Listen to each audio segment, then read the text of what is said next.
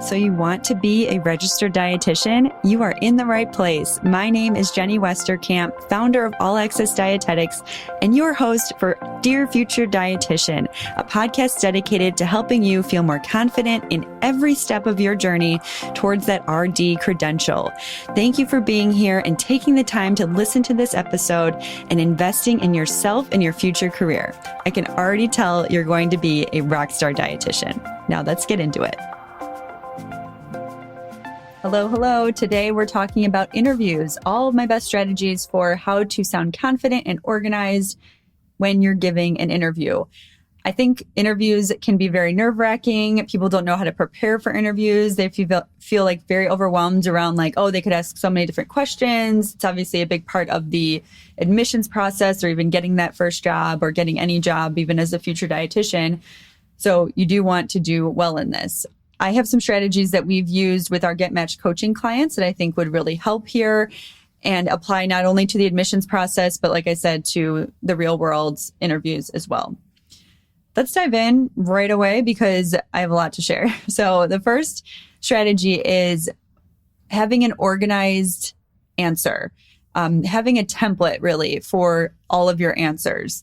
And this template works, I would say like 9 times out of 10 with interview questions because you want to kind of have this organization and have a clear, sort of like when you're writing, if you're writing a paper and you have like a clear topic sentence, the body, the concluding paragraph, or the concluding sentence, that's what you're trying to do here. So the template is restate the question, give your general answer, give an example to back up your general answer, and then have a summarizing sentence to conclude. With this as an example, so if it was like, tell me about a time when you showed your leadership skills. All right. There's been many times when I've shown my leadership skills. It's been a quality that I've really tried to work on throughout my career, throughout my journey as a future dietitian. For example, when I was going into my senior year of college, I wanted to get leadership experience and start a club on campus that worked with the local food bank. So I was able to recruit 4 people from my major as well as 2 friends that I had. We became like the executive board, and then I led everyone through going through the registration process on our campus to become a registered organization. Led the planning and the vision for the group, and then was able to delegate successfully to all the different members with their different roles so that we could organize volunteer events, fundraisers, and even have this collaboration with the volleyball team to do a food drive for their games on campus.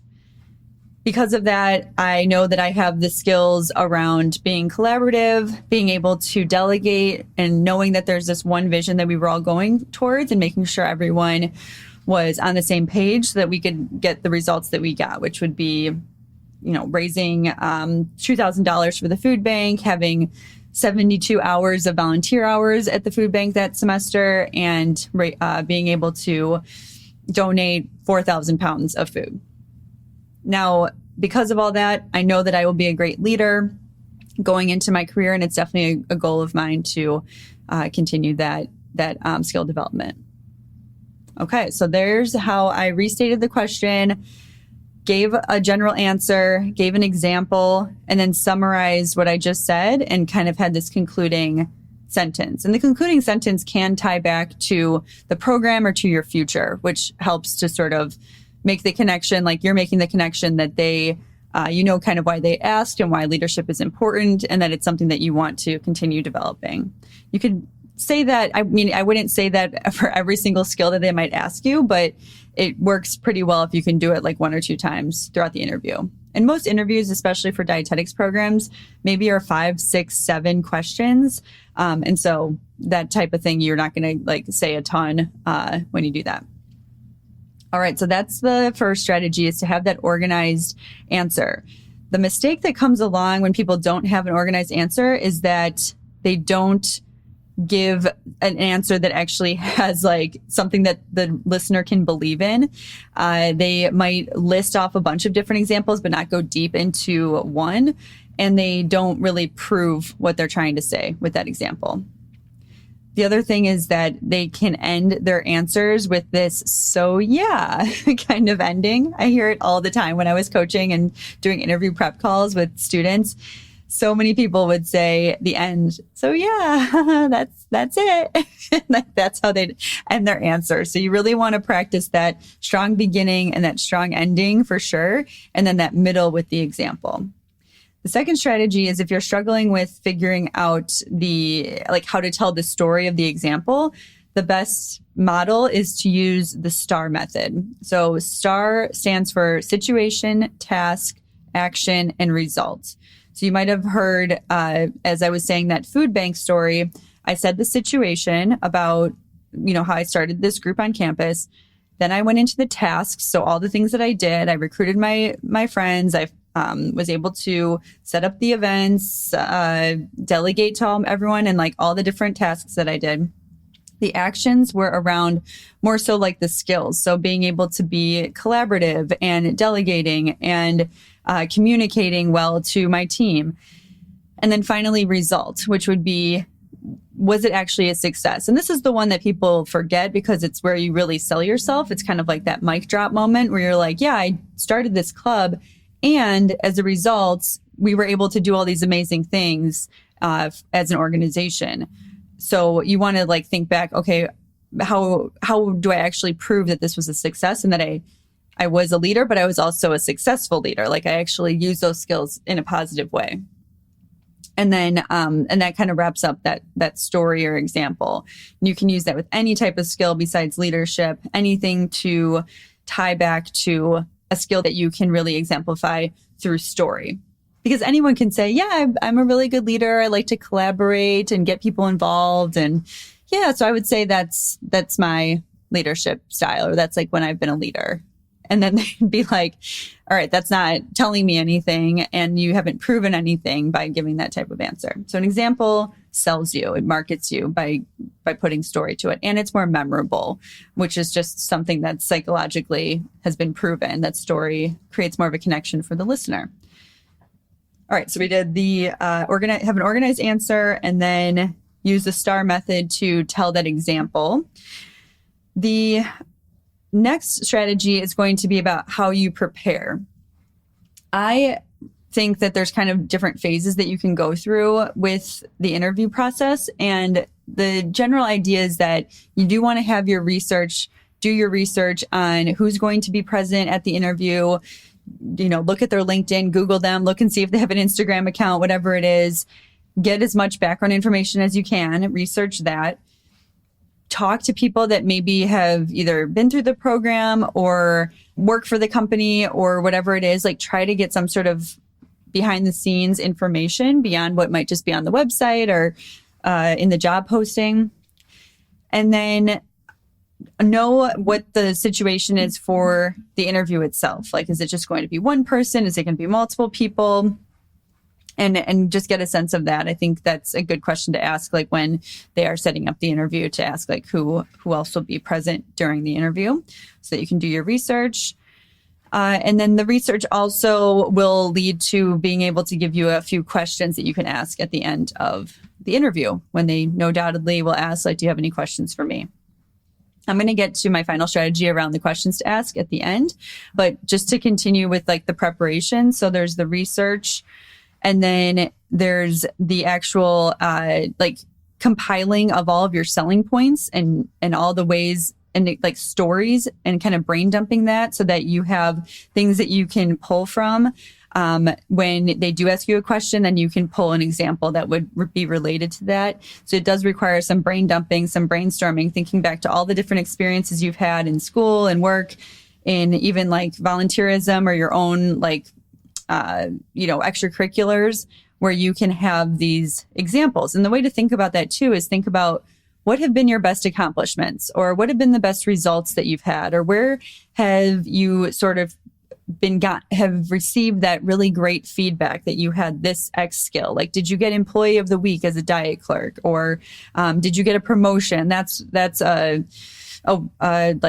evidence and a result that you had an amazing skill there. So you kind of want to think, okay, what results do I have? And then what are the stories that go along with how I got those results?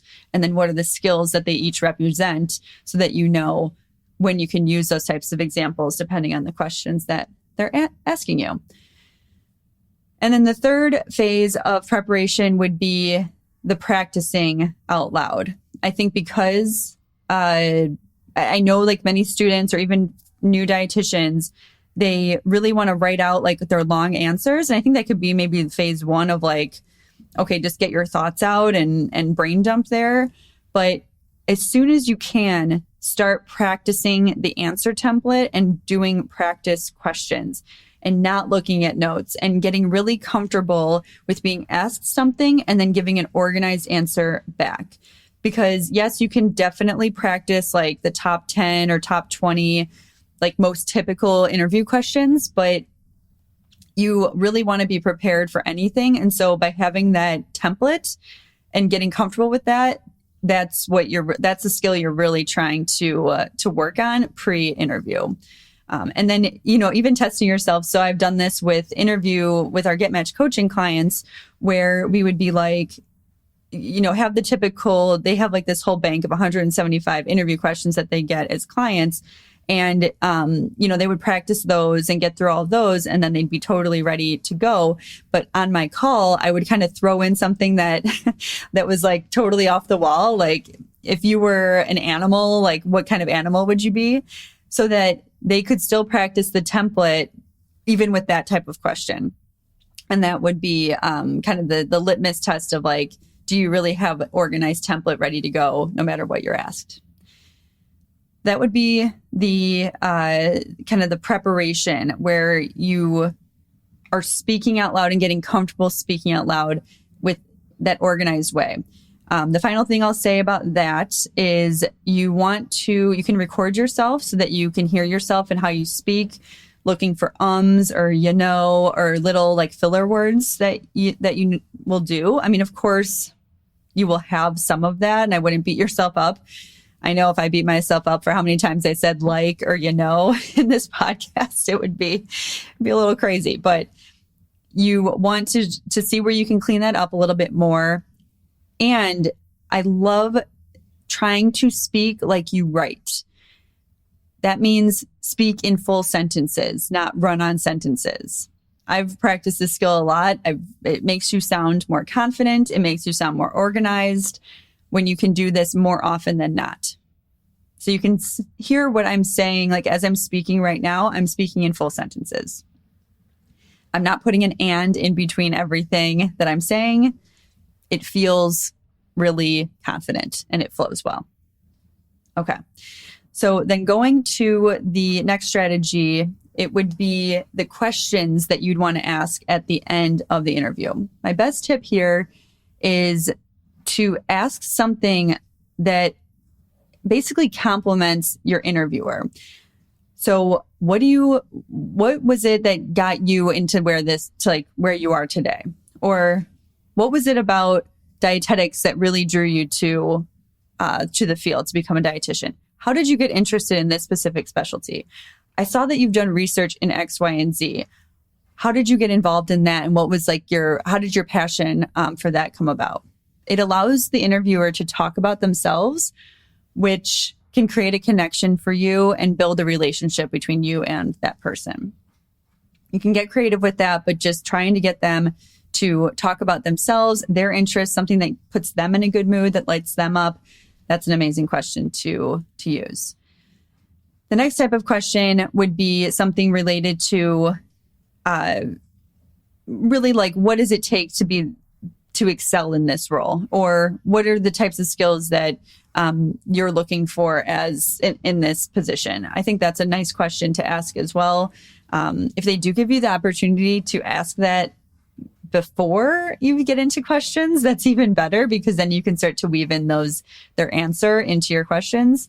But, and that could be maybe a pre-interview question or something that you ask early on, if this is for dietetic internship programs or graduate programs, where you can ask what their response is to that, and then know in the interview that you want to touch on those in the personal statement. But anyways, That's another really good question. And then you can just think, are there actual clarifying questions that you'd want to know? Of course, those are appropriate. It's just hard for me to give you like exactly what those would be because it really depends on the program or what you're trying to get at there. The final strategy would be around the follow-up and the thank you. Very important to have a follow-up.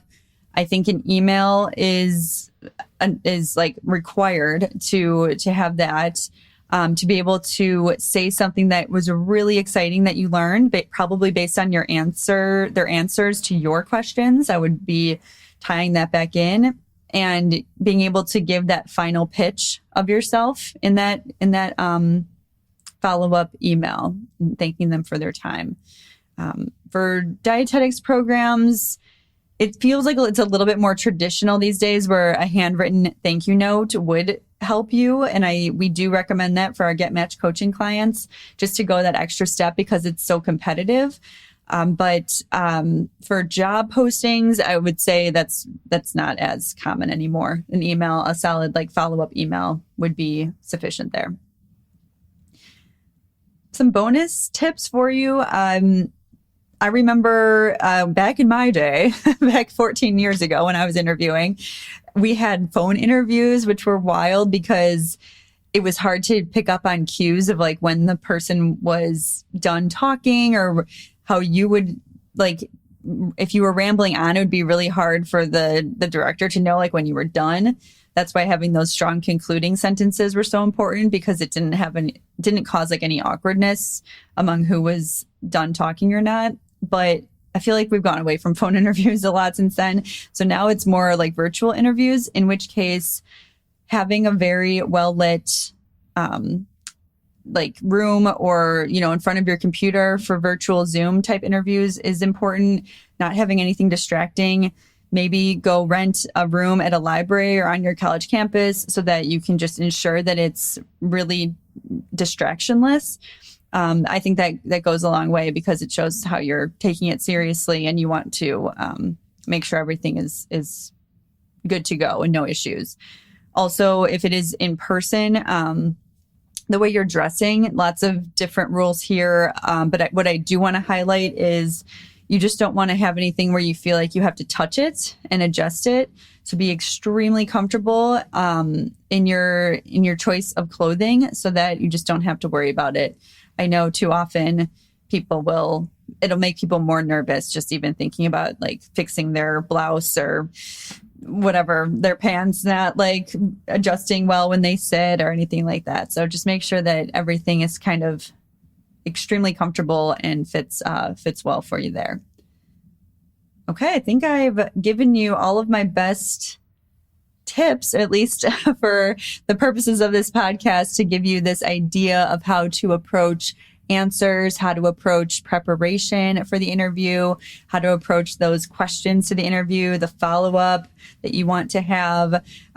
There's obviously more on our blog, and we will probably have some content around this on our Instagram as well with more tips. But I hope this gives you a sense of how to approach all of this and see that like these are skills. These are things that you have to practice, and it doesn't come naturally, and that's okay. That's part of the preparation and the work that you do to get it so that it becomes natural.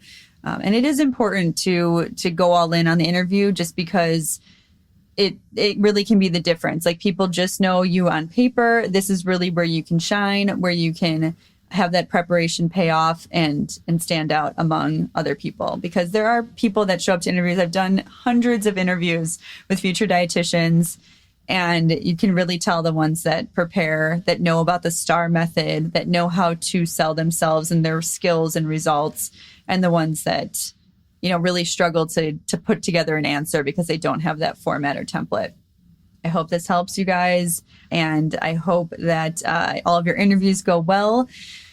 Remember to DM us on Instagram or email us on our website if you have any other specific questions or if we can help you. And if you are thinking about applying to dietetic internships or graduate programs, remember that we have Get Match coaching, which includes interview prep, which includes templates of emails that you send and thank you notes that you send and 175 interview questions and more guides and tools and, preparation tools that you can use to really ace that interview. And remember, this could be the difference between you getting your dream job and not, or your dream program and not, or even like a scholarship. Those have interviews as well, and that could be thousands of dollars. So interview skills are important. They'll carry on with you throughout your career. And really, it's something that you want to invest in and take the time to learn these strategies. That's all I have for you today. I'll talk to you guys next week. Thank you for listening to this episode of Dear Future Dietitian. I hope you got a lot out of it, and I also hope that you take action based on what you learned today. Now, if you have any questions at all, please reach out to us through our website, allaccessdietetics.com, or DM us on Instagram or TikTok. We are here to help you become a more confident registered dietitian to be and make this journey way less stressful for you. So reach out, don't be a stranger, and we hope to hear from you soon. Have a great day.